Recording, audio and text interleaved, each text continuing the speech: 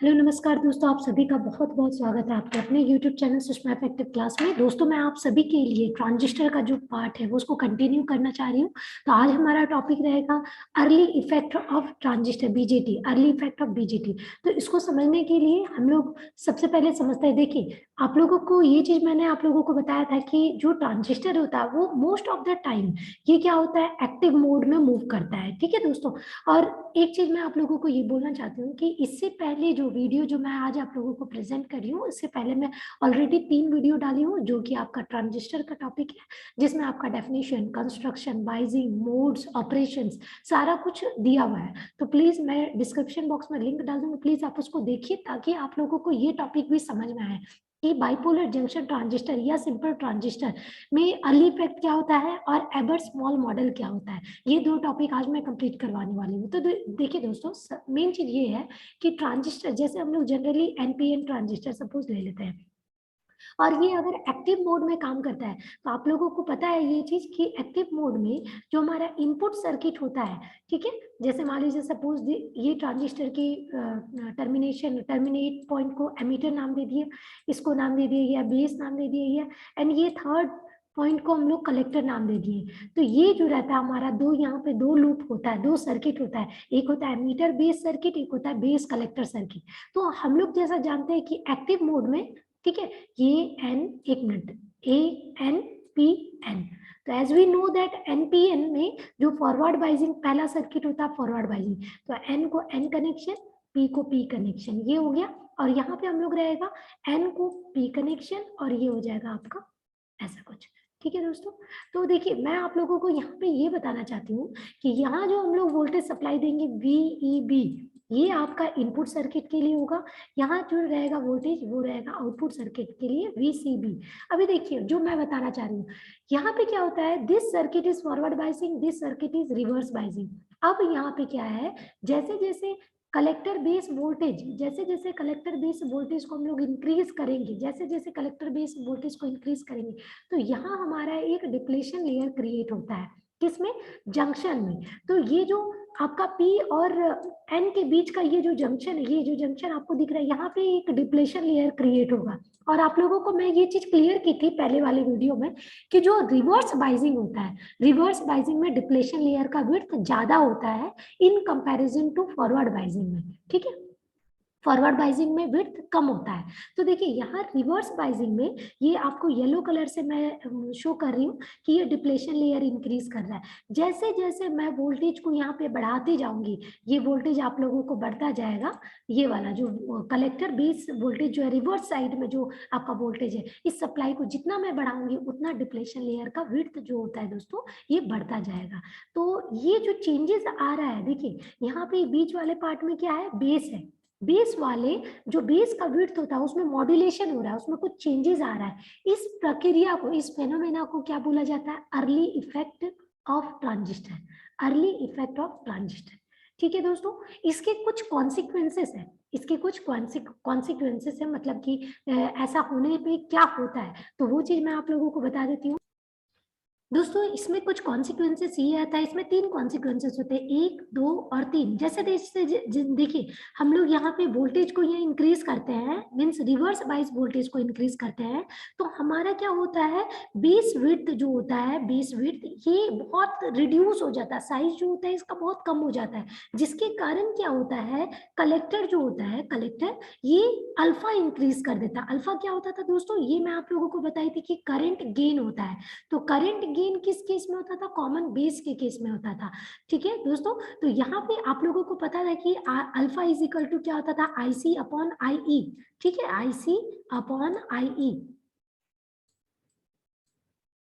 IC upon I, यानी collector current divided by the ratio of collector current with respect to ratio of emitter current. तो देखिए यहाँ पे क्या हो रहा है, जब बेस विड्थ जो होता है बहुत कम हो जाएगा तो अल्फा जो है वो एब्रप्टली अल्फा जो है इंक्रीज करेगा। ठीक है, पहला चीज। दूसरा कॉन्सिक्वेंसेस क्या होता है, जैसे ये आप देख रहे हैं एमीटर साइड में, ठीक है दोस्तों, ये आपका जो एमीटर पार्ट दिख रहा है, ये वाला एमीटर वाले टाइप में कंसेंट्रेशन ऑफ इलेक्ट्रॉन ज्यादा है। अब ये क्या करेगा, ये धीरे धीरे मूव करके जाना, ये मूव करके किसकी तरफ जाएगा, ये बेस विड्थ की तरफ जाएगा, बेस की तरफ जाएगा। तो जैसे जैसे बेस का विड्थ कम होगा, कंसंट्रेशन ऑफ इलेक्ट्रॉन ज्यादा होगा, क्योंकि देखिए जब इलेक्ट्रॉन जो है ये आपका एमिटर साइड का, वो कोशिश करेगा इलेक्ट्रॉन होल पेयर को क्रिएट करने का। इलेक्ट्रॉन होल पेयर क्रिएट करने के लिए होल्स भी तो सफिशिएंट होना चाहिए, तो होल्स सफिशिएंट नहीं है। क्यों? क्योंकि बेस का विड्थ जो है बहुत कम है, बहुत पतला है। तो अब क्या होगा, इलेक्ट्रॉन का कंसंट्रेशन ज्यादा होगा।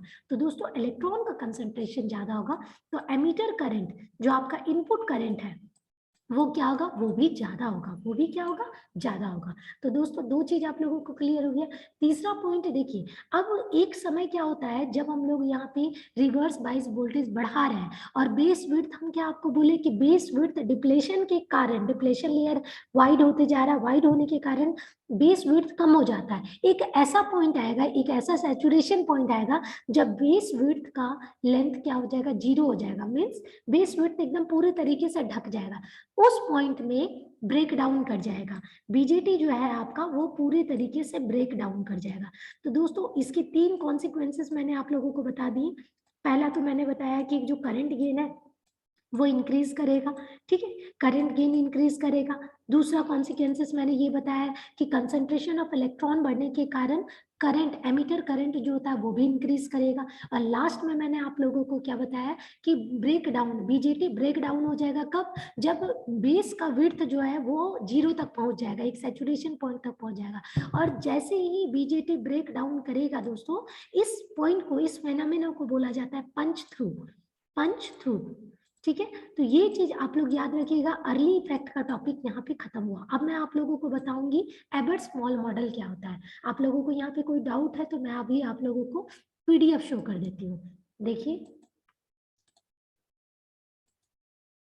देखिए दोस्तों, अर्ली इफेक्ट के बारे में सिंपल सा लिखा हुआ है कि अर्ली इफेक्ट में कॉमन जो कलेक्टर बेस जंक्शन है वो रिवर्स बाइजिंग होता है, और हम लोगों को पता है कि एमिटर बेस जंक्शन जो होता है वो फॉरवर्ड बाइजिंग होता है। जैसे वीसीबी यानी जो आउटपुट वोल्टेज है, यानी कलेक्टर बेस वोल्टेज को हम लोग इंक्रीज करेंगे तो डिप्लेशन लेयर क्या होगा, इंक्रीज होगा, जिसके कारण क्या होगा, बेस विड्थ जो होता है वो रिड्यूस करेगा, पतला हो जाएगा। और बेस विड्थ का जो मॉड्यूलेशन होता है, जो चेंजेस आ रहा है, इसको हम लोग बोलते हैं अर्ली इफेक्ट। इसके कुछ कॉन्सिक्वेंसेस में हम लोगों ने बताया कि अल्फा इंक्रीज करेगा, दूसरा हो जाएगा एमिटर करंट इंक्रीज कर जाएगा, एंड थर्ड हो जाएगा बीजेटी ब्रेक डाउन होगा। कब? जब बेस विड्थ जो है वो आपका 0 तक पहुंच जाएगा। और इस फेनोमेना को, ब्रेक डाउन होने वाले फेनोमेना को हम लोग पंच थ्रू बोलते हैं। ठीक है दोस्तों, यहाँ तक अगर आप लोगों को समझ में आ गया है तो मैं आगे बढ़ती हूँ। ये टॉपिक यहाँ पे अर्ली इफेक्ट खत्म हो जाता है। और अब आप लोगों को मैं एबर्ट स्मॉल मॉडल के बारे में बताना चाहती हूँ। तो देखिए दोस्तों, मैं आगे कंटिन्यू करती हूँ। सबसे पहले तो समझिए, देखिए एबर्ट स्मॉल मॉडल ये एक साइंटिस्ट के नाम पे रखा गया, और मॉडल से आप लोग समझेंगे, मॉडल से किसी भी चीज का मॉडल बनाना, जैसे मान लीजिए सपोज आपको एक बिल्डिंग डिजाइन करना है, तो बिल्डिंग डिजाइन, स्कूल डिजाइन करना है, तो स्कूल में बिल्डिंग कहाँ पे होगा, गेट किस साइड में होगा, गार्डन किस साइड होगा, प्लेग्राउंड किस साइड होगा, ये सब आप लोग एक डिजाइन करते हैं, एक मॉडल बनाते हैं। तो यहाँ पे क्या है, ट्रांजिस्टर का एक तरीके का मॉडल बनाया गया है। ठीक है, तो ट्रांजिस्टर का मॉडल किसके हेल्प से बनाया गया है, डायोड के हेल्प से बनाया गया है। तो इस जो एबर्ट स्मॉल मॉडल है, ये किस स्टेट में बनाया गया था, तो ऑपरेटिंग स्टेट में बनाया गया था। ऑपरेटिंग स्टेट ऑफ ट्रांजिस्टर भी इसको कहा जाता है। ठीक है दोस्तों, और ये जो भी जिस ट्रांजिस्टर का जो शो करता है, ये डीसी कैरेक्टरिस्टिक्स शो करता है। ठीक है, ये दो चीज इंपॉर्टेंट रखिए, इंपॉर्टेंट पॉइंट है, इसको प्लीज माइंड में याद रखिएगा। अब देखिए यहाँ हम लोगों ने क्या किया, मैं आप लोगों को करके दिखाती हूँ जिससे आप लोगों को दिक्कत ना हो। ठीक है, आप लोग इस चीज को देखिए।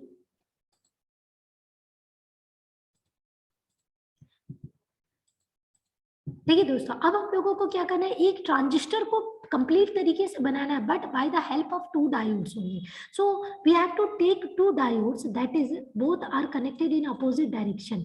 सो हम लोगों ने एक डायोड को ले लिया, उसके सीरीज में दूसरा डायोड ले लिया, बट दोनों डायोड हमारा अपोजिट डायरेक्शन में है। आप ये चीज देख रहे होंगे। ठीक है, अभी यहाँ पे हम लोगों ने क्या कर दिया, इस दोनों डायोड के बीच में एक कनेक्शन यहाँ पे दे दिया। अब ये डायोड हमारा एमिटर की तरह वर्क करेगा। ठीक है, ये डायोड हमारा, ये जो मतलब टर्मिनल है, ये आपका कलेक्टर की तरह वर्क करेगा, और ये जो थर्ड बीच का जो है कॉमन पार्ट है, ये आपका बेस की तरह काम करेगा। तो दोस्तों आप लोगों को पता है कि जो हमारा इस तरह का डायरेक्शन में रहता है। आप लोगों को डायोड में पता है कि कौन सा हमारा पॉजिटिव साइड है, कौन सा हमारा निगेटिव है।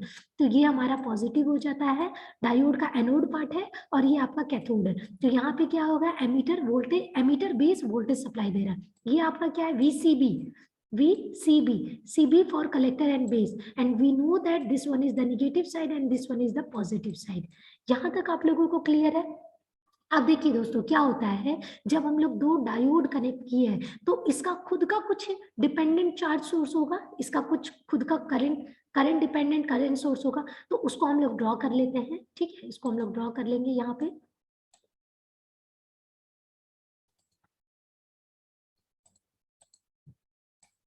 मैं आप लोगों को समझाने के लिए ये डायग्राम बना रही हूँ, आप लोगों को कोई तरीके का दिक्कत नहीं होने वाला है। देखिए दोस्तों, यहाँ पर देखिए, जब करंट का डायरेक्शन, डायोड का डायरेक्शन पॉजिटिव टू नेगेटिव इस तरह है, तो ये हमारा करंट डिपेंडेंट करंट सोर्स का डायरेक्शन ऐसा हो जाएगा।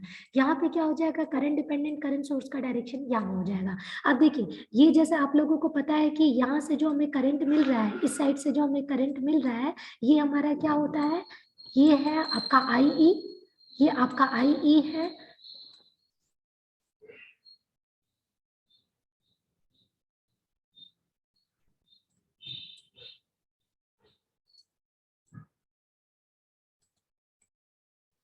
दोस्तों यहाँ पर देखिए, मैं सर्किट आप लोगों के सामने पूरा क्लियर डायग्राम ड्रॉ कर चुकी हूँ। ये देखिए एक डायोड है, डायोड का करंट डिपेंडेंट करंट सोर्स मैंने नीचे बना दिया है।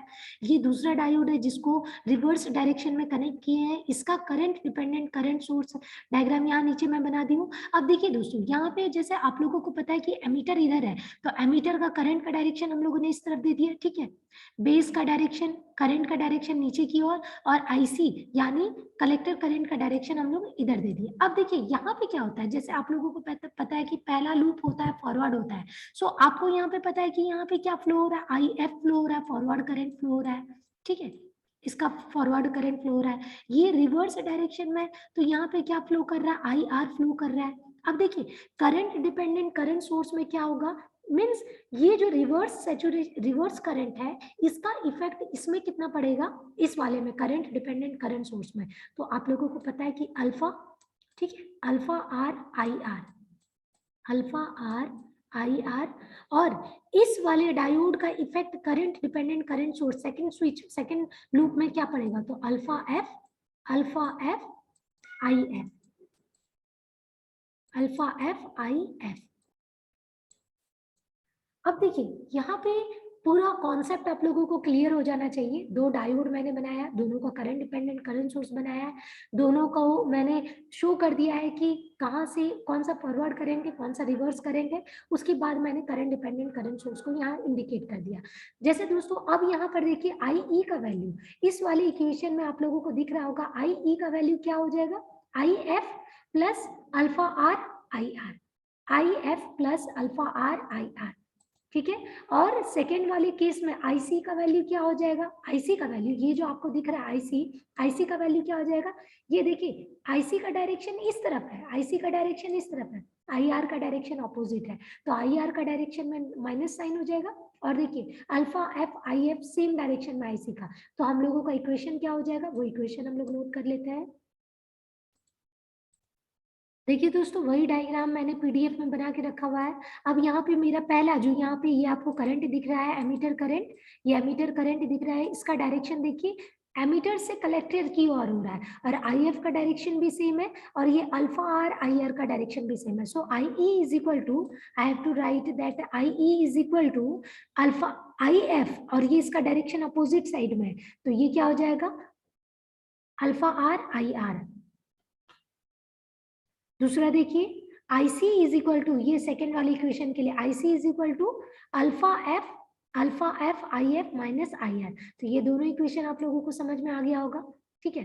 as we know that IB is equal to, as we know that, देखिए करंट इक्वेशन के अकॉर्डिंग आप लोगों को पता है कि IE is equal to क्या होता है, IE is equal to IB plus IC. So IB का जब हम लोग वैल्यू निकालेंगे तो IE इस तरफ आ गया, IE माइनस IC. अब सिंपली हम लोगों को ये वाला वैल्यू पुट कर देना है, ठीक है, जो ऊपर का वैल्यू है उसको हम लोग पुट कर दिए. पुट करने के बाद क्या हो रहा है, जब हम लोगों के पास आइडियल सॉल्यूशन, आइडियल डायोड का हम लोग यूज कर रहे हैं, तो ये इक्वेशन देखिए, IE का वैल्यू क्या आ गया, IE is equal to IF minus alpha R IR. अब according to ideal diode current equation के अकॉर्डिंग हम लोगों ने उसका वैल्यू पुट कर लिया. IF का वैल्यू क्या होता है, IEO ये क्या है, EO क्या है, आपका लीकेज करंट है, जो कि IE में कितना लीकेज हो रहा है. सो IEO exponential of VEB upon VT क्या है, थर्मल, -1. फिर आपको अल्फा आर जो कांस्टेंट वैल्यू है उसको लिख देना है, और आई आर का भी वैल्यू आपको पता है according to diode current equation, ICO यानी leakage current in collector side. उसके बाद एक्सपोनेंशियल ऑफ जो आउटपुट आपका वोल्टेज है अपॉन VT थर्मल वोल्टेज -1. तो इस इक्वेशन को पुट करके आप लोगों को इक्वेशन नंबर 3 मिल जाएगा. सिमिलरली IE का वैल्यू जैसे हम लोग निकाले हैं उसी तरह IC का वैल्यू निकालेंगे, alpha F IF minus IR. So IC is equal to value हम लोग सिर्फ IF और IR का वैल्यू पुट करेंगे. So we get the equation this, ठीक है. सो इक्वेशन 3 एंड इक्वेशन 4 से ये दो इक्वेशन हम लोगों को निकालना रहता है. तो अब हम लोग देखिए यहाँ सिंपली मैं मेंशन कर दी हूँ कि ICO क्या होता है, लीकेज करंट होता है IE में, और ICU होता है लीकेज करंट IC में होता है. अब देखिए एक और इक्वेशन इसमें आ जा रहा है, alpha F IF is equal to alpha R IR, equation number 5, ठीक है. यहाँ तक दिख गया आप लोगों को. अब देखिए equation number 4, equation number 3, 4 and 5, equation number 3, 4, 5 को हम लोगों ने सिंपली करंट इक्वेशन से, करंट इक्वेशन को हम लोगों ने लिख दिया IB is equal to IE minus IC, and simply we have to put the value of IE from equation number 3 and IC from equation number 4 in this equation. Okay, then हम लोगों को ये इक्वेशन मिल जाएगा, equation number 6. सो दोस्तों यहाँ पे overall Ebert small model ने एक ऐसा मॉडल तैयार किया जो कि ट्रांजिस्टर के ही तरीके से वर्क करेगा, बट डायोड के मदद से, ठीक है, डायोड के मदद से, और उसका इस तरीके का इक्वेशन आ रहा है. तो दोस्तों ये एक तरीके का एक्सपेरिमेंट था, ठीक है. तो ये किसी किसी एग्जाम में, कंपटीशन एग्जाम में बहुत पूछे जाते हैं. तो आप लोगों को प्लीज अगर कोई तरीके का डाउट हो तो प्लीज कमेंट सेक्शन में कमेंट करें. तब तक के लिए नमस्कार.